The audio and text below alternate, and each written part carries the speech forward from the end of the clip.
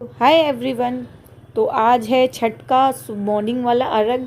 सुबह वाला जब देना होता है तो मैं सुबह 2:30 बजे ही रेडी हो गई थी।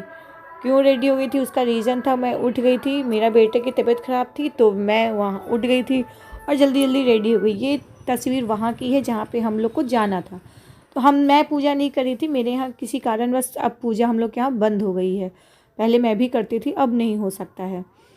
तो ये मैं फिर कभी बताऊंगी मेरे यहाँ पूजा क्यों बंद हो गया है। तो ये थी जिनके साथ मुझे पूजा करनी थी और ये पूजा कर रही थी। तो हम भी पहुँच चुके थे, थोड़ा सा लेट पहुँची थी, जब इन्होंने सब कुछ रेडी कर लिया था तब मैं पहुँची थी। तो मैंने इनसे कहा चलिए फ़ोटो खिंचाते, वो मुझसे कुछ कह रही थी। तो ये रहा, बहुत ही सुंदर मौसम, इतना प्यारा मौसम था ना कि मत पूछिए। मतलब चारों तरफ ऐसा लग रहा था कि छठी मैया वाकई में पूरी, मतलब कोई लफ्ज़ नहीं है, कोई वर्ड नहीं है मेरे पास कि मैं इसको क्या एक्सप्लेन करूं। जो आप वीडियो में खुद ही देख सकते हैं कि कितना अच्छा व्यू है, जिसको हम लोग लफ्ज़ों में बयां नहीं कर सकते हैं।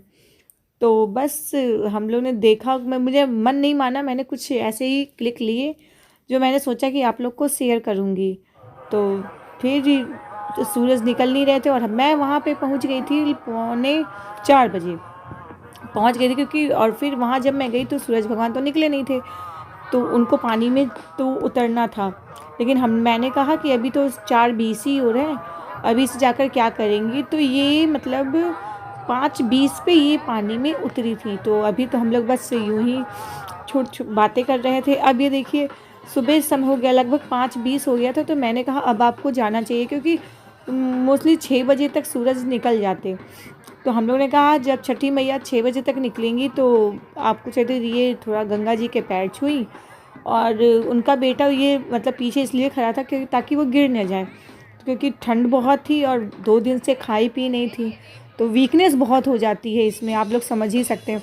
फिर मैंने उनको वहाँ पे सिंदूर लगाया, अर्पण दिया, फूल दिया, पान का पत्ता दिया और उसको लेके वो मतलब पानी में जाती और उनके पास सूर्य भगवान को प्रणाम करती। तो उनके साथ मैं ही थी तो मुझे ही ये काम करना था, तो मैंने करा, क्योंकि अब और तो कोई था नहीं उनके साथ।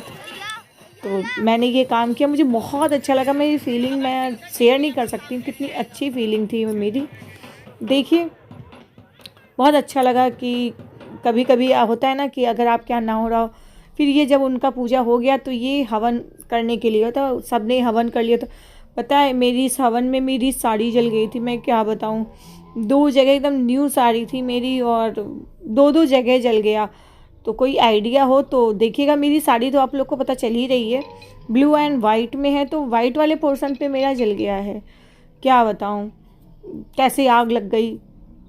मैंने बहुत सोचा था कि नहीं होगा, फिर हम लोग ने जब वो हो गया तो उसके बाद ये दीप दान कर रहा था, तो इससे दीपदान हो नहीं रहा था, ये उनका लड़का है। तो मैं उसे कह रही थी कि उसको जाने दो जाने दो जाने दो, बट उससे हो नहीं रहा था।